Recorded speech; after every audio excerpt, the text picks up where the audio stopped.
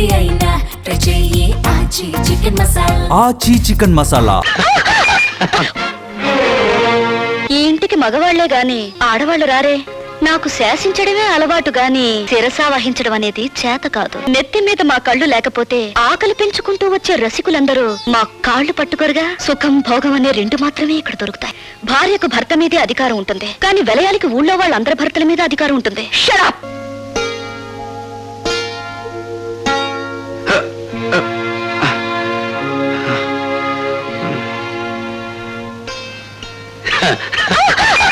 వదలండి.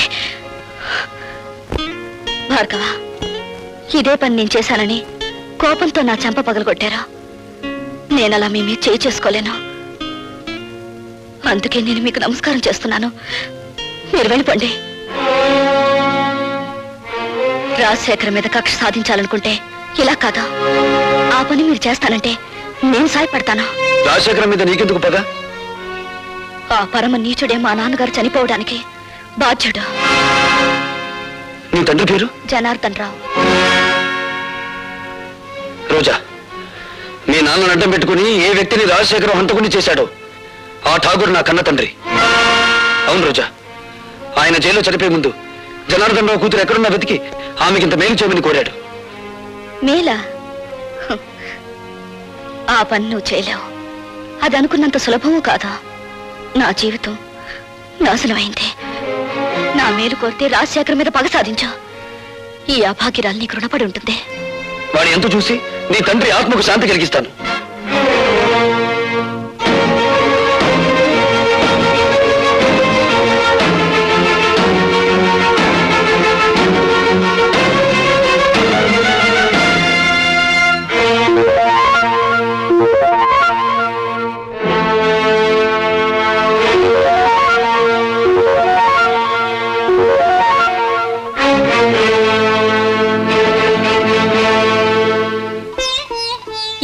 మగవాళ్లే గాని ఆడవాళ్లు రారే. ఇంతకీ ఎవరు మీరు? నీలా తీగిన గాలిపటాన్ని కాదు, నీలా ఇంగిలి విస్తరాకుని కాదు. ఉపమానాలు విసురుతున్నారు. మీరు రచయిత్రా? నేనెవరైతే నేనులే. నువ్వేం చేయకూడదో చెప్పిపోవడానికి వచ్చాను. నాకు శాసించడమే అలవాటు గాని శిరసా వహించడం అనేది చేత కాదు. ఆ పొగరే నీ కళ్ళు నీ నెత్తి మీదకి వచ్చేలా చేసింది. నెత్తి మీద మా కళ్ళు లేకపోతే ఆకలి పెంచుకుంటూ వచ్చే రసికులందరూ మా కాళ్ళు పట్టుకోరుగా. నువ్వు ఆడదానివా, ఆడించేదానివా? ఆటలు ఆడిస్తాను, రాగాలు తీయిస్తాను, నవ్వులు నవ్విస్తాను. ఏడవకుండా ఇతరుల్ని ఏడిపించగలవు కూడా. అవునా? నువ్వు ఒట్టి రచయిత్రవే అనుకున్నాను. శూర్పణఖలా ఉన్నావే. కాదు, రాముణ్ణి ప్రేమతో కోరుకుంటున్న సీతను నేను, కామంతో దోచుకోవాలనుకుంటున్న శూర్పణఖవి నువ్వు. నా మీదంత నింద వేస్తున్నావే. నీకేం ద్రోహం చేశాను? ప్రేమ పెళ్లి అనే పదాలకు అర్థం తెలుసుకుంటే నువ్వు నాకేం ద్రోహం చేశావో నీకే తెలుస్తుంది. ప్రేమ ప్రేమ అనే పదానికి అన్నప్రాసన రోజునే నీళ్లు వదులుకున్నాను. పెళ్లి అనే మాటకి అక్షాభ్యాసం నాడే అర్థం మర్చిపోయాను. శీలాన్ని సమర్థబంతిలోనే చుట్టి వీధిలోకి విసిరిపారేశాను. అవేమీ ఇక్కడ దొరకవు. సుఖం భోగం అనే రెండు మాత్రమే ఇక్కడ దొరుకుతాయి. మీ చేతుల్లో చిక్కుకున్న విలాస పురుషుల భార్యల కన్నీళ్లు దొరకవా ఇక్కడ? మీరు భార్గవ భార్య? ఆ అదృష్టానికి నువ్వే దూరం చేస్తున్నావు. చూడండి, భార్యకు భర్త మీదే అధికారం ఉంటుంది, కానీ విలయాలకి ఊళ్ళో వాళ్ళందరి భర్తల మీద అధికారం ఉంటుంది. Shut up. కోపం దేనికి? ఇంకా పెళ్ళవకుండానే ఆయన మీద నువ్వు అధికారం చేయాలనుకుంటే నా పక్కదాకా వచ్చాడే, మరి నేనెంత అధికారం చెలాయించాలి? విలయాలకి ప్రేమ విలువ తెలీదు. గుప్పెడు మల్లెపూలతో, అప్పు తెచ్చుకున్న నవ్వులతో, దాచిపెట్టుకున్న వయసుతో మగవాణ్ణి సొంతం చేసుకోవాలని చూస్తారే గాని గుప్పెడ మనసుతో కాదు. ఆ మనసు నాకుంది. ప్రేమించిన వాడు దూరం అయినప్పుడు ఆ మనసు పడే తపన, ఆవేశాన్ని ఈ ప్రపంచంలో ఏ శక్తి ఏమి చేయలేదు. నువ్వెంత అమ్ముడు పోయే ఆడదానివి. భగవంతుడా, జైల్లో రాక్షసు లాంటి మనుషుల మధ్య బ్రతికొచ్చిన మా అన్నయ్య మానవత్వాన్ని మర్చిపోయేలా ఉన్నాడు. మళ్ళీ మంచి మనిషి కావాలని దీవించు స్వామి.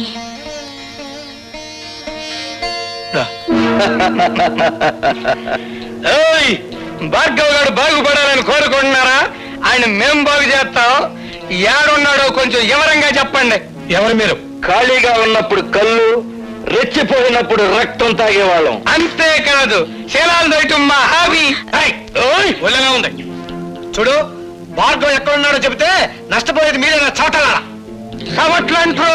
సమట్లంటున్నాడు అన్నాడా? బ్యాటరీ మంచి పవర్ లో ఉన్నట్టుంది. కొడుకుని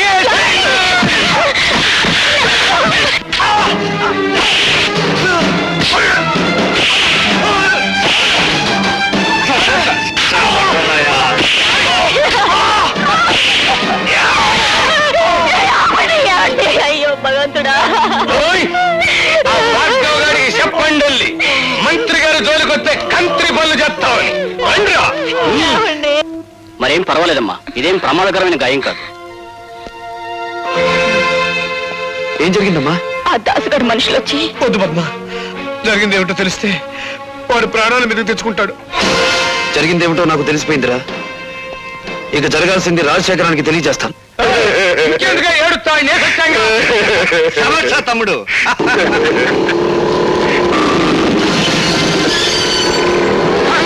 వాడు పోట్లకి ఎత్తరాక బుసలు కొట్టుకుంటూ వచ్చేస్తాడు.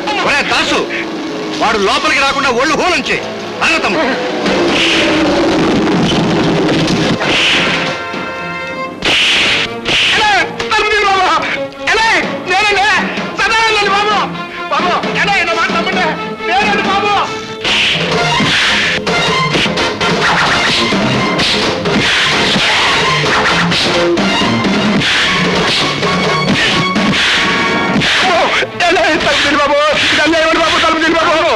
ఆడి బ్యాటరీ ఈక్ అవుతున్నట్టుంది. తలుపు తీద్దామా? తలుపు తీస్తే అనవసరంగా భార్గవ్ గారిని మనం చంపాల్సి వస్తుంది. శవరాజకీయమా?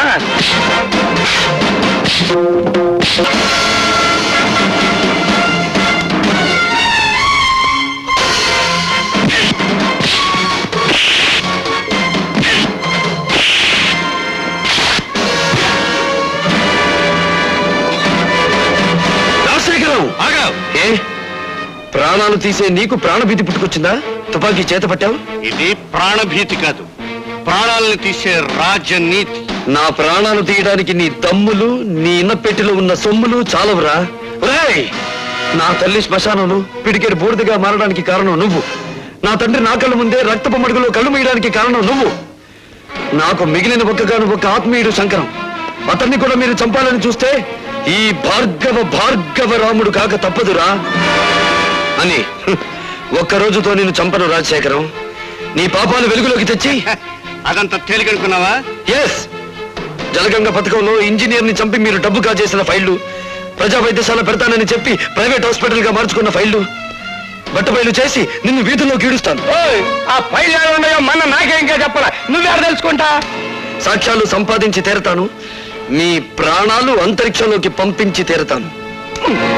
హలో తమ్ముడు, ఆ భార్గవ్ గారి చేతికి సాక్ష్యాలు దక్కడానికి వీల్లేదు. సదానందంతో చెప్పి గొడవల్లో ఉన్న ఇనుము సిమెంట్ ఊరు దాటించు. ఎలా సాధిస్తాడో నేను చూస్తాను. అట్లాగే.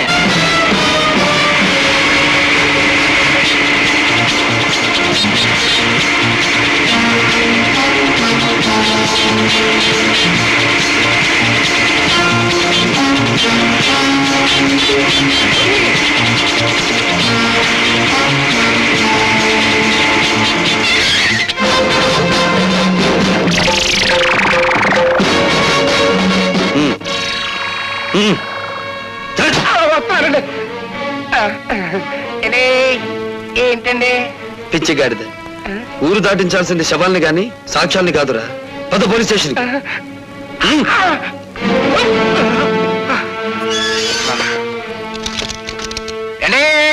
ఇదేం బాగాలేదండి. నోర్మై, నన్ను సెల్లో మూసేసి నోరు మూయమంటారేటండి? ఎంత తిరిగి నేను ఎప్పుడు చూడలేదండి. అండి, పోలీస్ మినిస్టర్ గారి దగ్గర నుంచి అయ్యి ఉంటది. పోలీస్ స్టేషన్ లో భోజనానికి ఇబ్బంది, ఓ మంచి క్యారియర్ పంపించమనండి.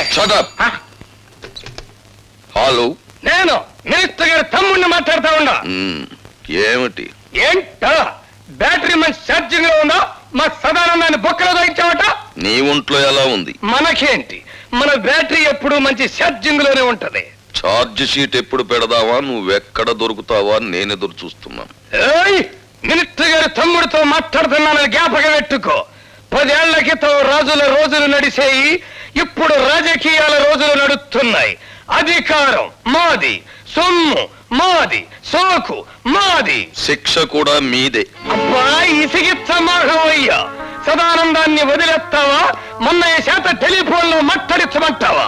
నువ్వెవరితో మాట్లాడినా వాడు 7 చువ్వలు దాటి రాడు. Put off the telephone. ఏయ్!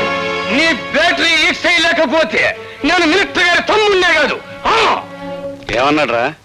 జంజమాస చెంచనాకి ఫోన్ లో మాట్లాడిన తర్వాత తమ్ముడు గారి పేసు సీటపకాయలా.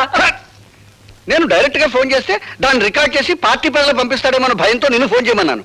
నే కాబట్టి సరిపోయింది. అదే నువ్వైతేనా ఆడు దులిపిన దులుపుడికి ఒళ్ళు సిర్రెక్కి ఫైనల్ గా బోనెక్కేవాడివి. ఇప్పుడు ఎలా రా? సదానందాన్ని బయటికి తీసుకురావాలి కదా. నన్ను ఒక శీలం లేని ప్లాన్ చెప్పమంటావా? చెప్పు. శాంతి దూత అన్నదాత అయిన సదానందాన్ని అన్యాయంగా అరెస్టు చేసినందుకు గొప్ప ఊరేగింపు తీస్తా.